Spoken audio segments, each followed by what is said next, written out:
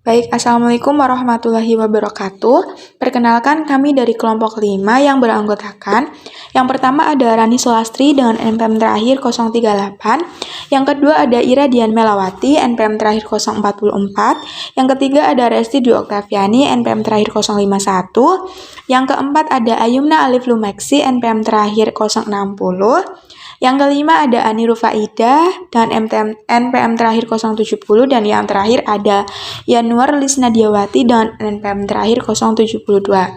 Di sini kami akan membacakan mengenai hasil analisis artikel dari kelompok kami dengan judul artikel Implementasi Manajemen Berbasis Sekolah sebagai Alternatif Desentralisasi Pendidikan di MAN 4 Jakarta.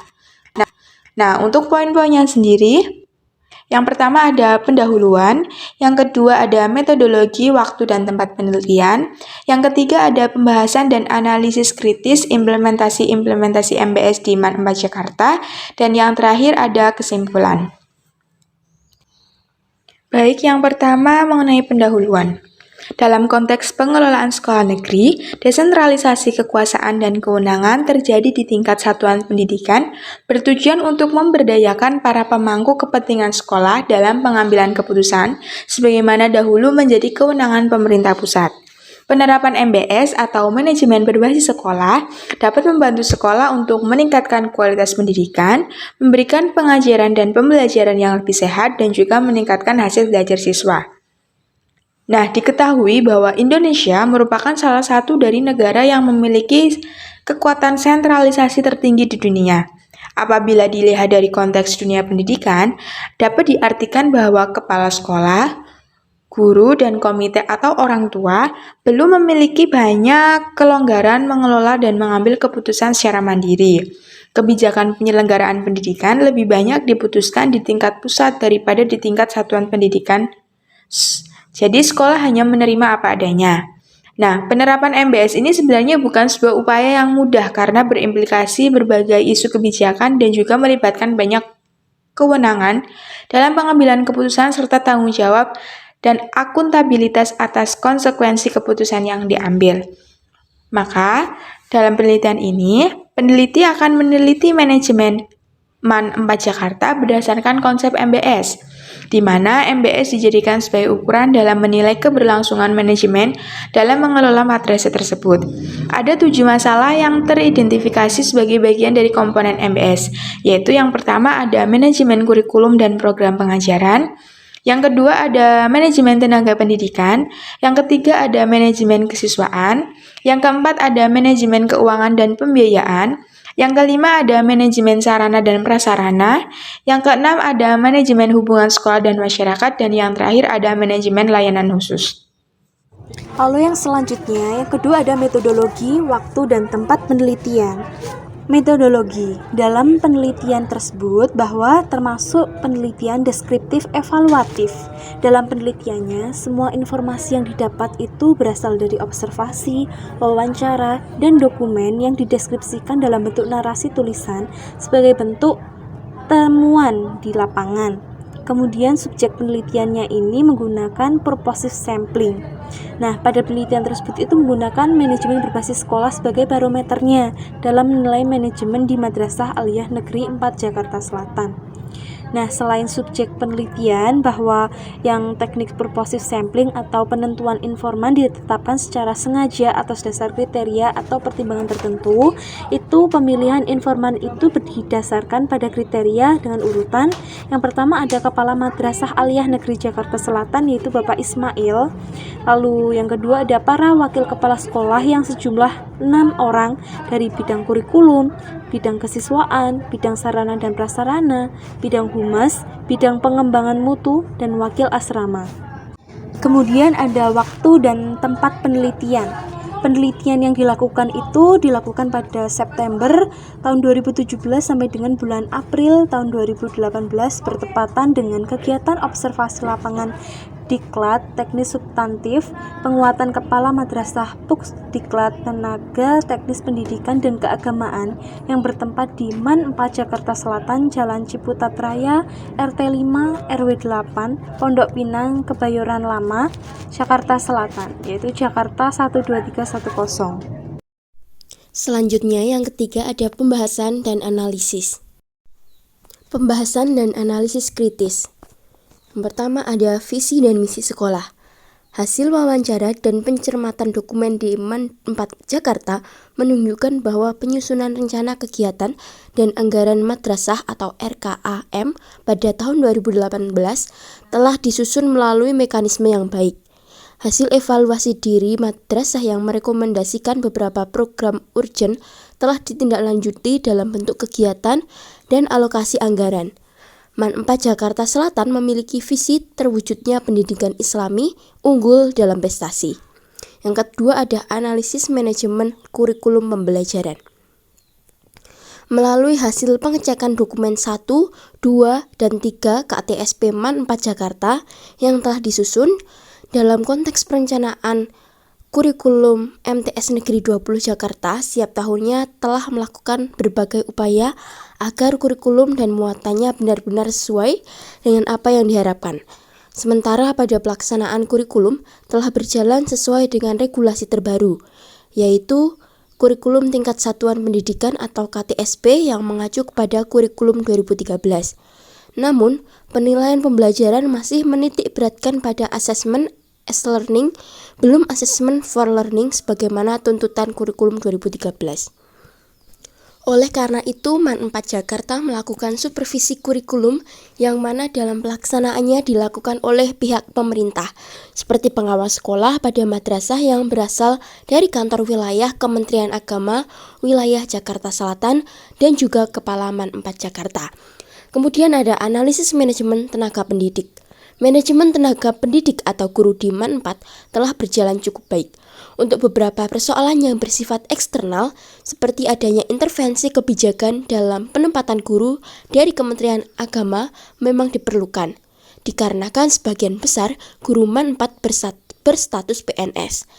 Dalam rangka mencapai dan mendapatkan tenaga pendidik yang baik dan profesional, Kepala Sekolah MAN 4 Jakarta melakukan langkah-langkah sebagai perekrutan tenaga pendidik baru di MAN 4 Jakarta dilakukan setelah Kepala Sekolah melakukan analisis kebutuhan dan ketersediaan posisi baru yang dianggap penting dan harus diadakan. Yang pertama, pihak sekolah melalui rapat Dewan Guru melayangkan surat permintaan kepada kantor wilayah Kementerian Agama Jakarta Selatan dengan persyaratan dan jumlah yang dibutuhkan. Kedua, kepala sekolah melalui rapat Dewan Guru merekrut tenaga pendidik baru non-PNS sehingga tenaga pendidik tersebut bisa menempati posisi yang kosong. Selanjutnya, terdapat penerimaan tenaga pendidik baru di MAN 4 Jakarta di mana harus memiliki berbagai macam persyaratan yang telah ditentukan baik persyaratan secara umum maupun khusus. Nah, yang pertama itu, MAN 4 Jakarta telah menyusun program pendayagunaan pendidik 2 tenaga kependidikan dan dengan menghentikan standar PTK. Kemudian yang kedua, sekolah memiliki program pembagian tugas guru. Dan yang ketiga, sekolah mendukung upaya promosi PTK, pengembangan PTK, penempatan PTK sesuai kebutuhan, dan mutasi tenaga pendidikan, serta sekolah juga gunakan guru untuk melaksanakan tugas serta tanggung jawab sebagai agen pembelajaran yang memotivasi, memfasilitasi, mendidik, membimbing, dan melatih peserta didik. Baik, yang selanjutnya terkait manajemen peserta didik. Di SMA 4 ini memiliki peserta didik dengan jumlah 1049 orang, yang mana laki-laki memiliki jumlah 387, kemudian untuk perempuannya adalah 662. Nah, di SMA 4 ini memiliki perencanaan penerimaan peserta didik baru sesuai dengan informasi yang mana didapat dari Wakil Kepala Sekolah Bidang Kesiswaan. Disarankan adanya beberapa faktor, yaitu melalui kebijakan pemerintahan, kemudian situasi dan kondisi ruangan, dan yang terakhir itu anggaran yang ada. Nah, di SMA 4 ini juga menerapkan manajemen mutu peserta didik agar memiliki karakter melalui pembiasaan. Nah, pembiasaan itu yang pertama ada TDD, kemudian zikir, kemudian ada takhlik mu'ta'alim kepada guru karyawan serta siswa tanpa meninggalkan ciri kemadrasahan, berakhlakul karimah. Kemudian di sekolah ini juga berlatih berinteraksi dengan pendidik terkait dan beradaptasi, kemudian dengan teknologi selama dalam koridor pendidikan dan bukan untuk yang hal-hal negatif. Selanjutnya yaitu mengenai masalah manajemen berbasis madrasah di MAN 4 Jakarta. Nah, dari dokumen EDM ditemukan beberapa hal penting terkait manajemen peserta didik. Yang pertama, yaitu MAN 4 Jakarta masih perlu mengupayakan untuk mengoptimalkan pembelajaran, sehingga makin dikurangi adanya siswa yang mencapai KKM melalui remedial pembelajaran lebih dari 2 kali. Yang kedua, sekolah perlu mengupayakan angka tidak naik kelas atau TNK, yaitu sebesar 0%, sesuai kriteria kenaikan kelas yang ditetapkan. Yang ketiga yaitu sekolah perlu mengupayakan capaian nilai rata-rata UN di atas 8,0. Yang keempat yaitu sekolah melengkapi atau menyempurnakan keseluruhan bukti fisik prestasi siswa yang belum dibuat dan belum terdokumentasikan dengan baik, terpublikasikan dengan baik untuk kepentingan pencitraan sekolah. Kemudian sekolah juga perlu terus mendorong kemandirian peserta didik dalam mengembangkan keterampilan berpikir logis, kritis, dan analitis, serta mengembangkan kreativitas mereka, serta mengarahkan peserta didik mampu menjadi pembelajar yang mandiri. Langkah pemecahan masalah manajemen berbasis madrasah di MAN 4 Jakarta. Yang pertama, MAN 4 Jakarta melakukan analisis situasi sekolah dan luar sekolah yang hasilnya berupa tantangan nyata yang harus dihadapi oleh sekolah dalam rangka mengubah manajemen berbasis pusat menjadi manajemen berbasis sekolah. Yang kedua, merumuskan tujuan situasional yang akan dicapai dari pelaksanaan manajemen berbasis sekolah berdasarkan tantangan nyata yang dihadapi. Yang ketiga yaitu mengidentifikasi fungsi-fungsi yang perlu dilibatkan untuk mencapai tujuan situasional dan masih perlu diteliti tingkat kesiapannya. Yang keempat yaitu menentukan tingkat kesiapan setiap fungsi dan faktor-faktornya melalui analisis SWOT, yaitu strength, weakness, opportunity, dan juga threat. Selanjutnya yang kelima yaitu memilih langkah-langkah pemecahan atau peniadaan persoalan, yakni tindakan yang diperlukan untuk mengubah fungsi yang tidak siap menjadi fungsi yang siap. Yang keenam yaitu memuat skala prioritas untuk rencana jangka pendek, menengah, dan juga panjang. Yang ketujuh, melaksanakan program-program untuk merealisasikan rencana jangka pendek manajemen berbasis sekolah. Yang terakhir, yaitu pemantauan terhadap proses dan evaluasi terhadap hasil manajemen berbasis sekolah perlu dilakukan. Selanjutnya, yang keempat adalah kesimpulan. Nah, manajemen berbasis madrasah atau MBM ini merupakan sebuah konsep alternatif dalam konteks desentralisasi pendidikan yang menempatkan wewenang pengelolaan madrasah sebagai entitas sistem. MBM merupakan model manajemen yang memberikan wewenang kepada madrasah untuk mengatur dirinya secara luasa. Dalam konteks ini, warga madrasah mendapat limpahan wewenang untuk melakukan inovasi, kurikulum, metode pembelajaran, dan penyelenggaraan madrasah. Nah, ini merupakan kesimpulan dari penelitian yang dilakukan di MAN 4 Jakarta. Yang pertama itu manajemen tenaga pendidik, peserta didik, dan desain kurikulum di MAN 4 Jakarta sudah mengarah kepada MBS. Hal ini dibuktikan dengan adanya perencanaan yang matang dan terorganisir sesuai dengan visi dan misi madrasah.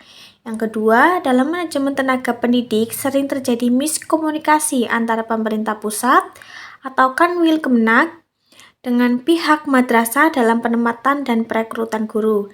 Yang ketiga, dukungan dari pemerintah pusat dalam rangka otonomi sekolah khususnya yang berkaitan dengan manajemen peserta didik dapat dikatakan baik dengan diberikannya berbagai bantuan baik finansial maupun non-finansial. Namun, hal tersebut berimplikasi pada intervensi kebijakan dan pengelolaan penerimaan peserta didik khususnya dan madrasah pada umumnya. Terima kasih, sekian presentasi dari kelompok 5. Apabila terdapat kesalahan, kami mohon maaf. Wassalamualaikum warahmatullahi wabarakatuh.